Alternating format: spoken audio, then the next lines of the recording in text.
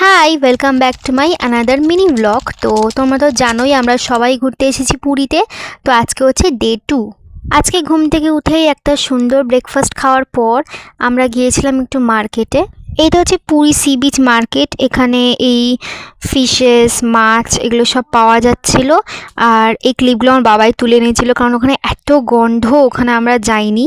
দেন আমরা একটা বড় সমস্যায় পড়ে গেলাম। আমরা চলে এসেছি, কিন্তু প্রবলেম যেটা হয়েছে সেটা হচ্ছে যে আমাদের দরজার লক।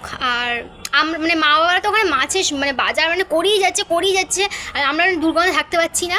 তো আমরা যেটা করলাম, আমরা ভাবলাম যে ঠিক আছে চলে আসবো, চলে যাই হোটেলে। এবার রাস্তায় একটু আমরা হারিয়ে ফেলেছিলাম, যাই হোক তবে আমরা চলে এসেছি।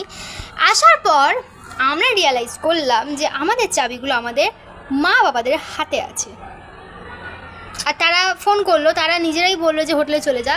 তারা একবার বললো না যে চাবিটা আমাদের কাছে আছে, নিয়ে যায় এসে। আমরা এখন বাইরে বসে আছি এই বেঞ্চে, ঘরের বাইরে। এই যে বেঞ্চে আমরা এটা আমাদের ঘর, এটা তো ঘর, ঘরটা দেখিয়ে দে।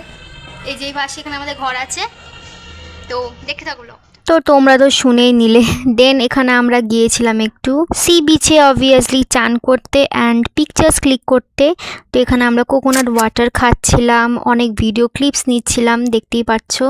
আর খুব খুব খুব সুন্দর লাগছিল পুরো সি বিচটা, অনেক লোক এখানে চান করছিল।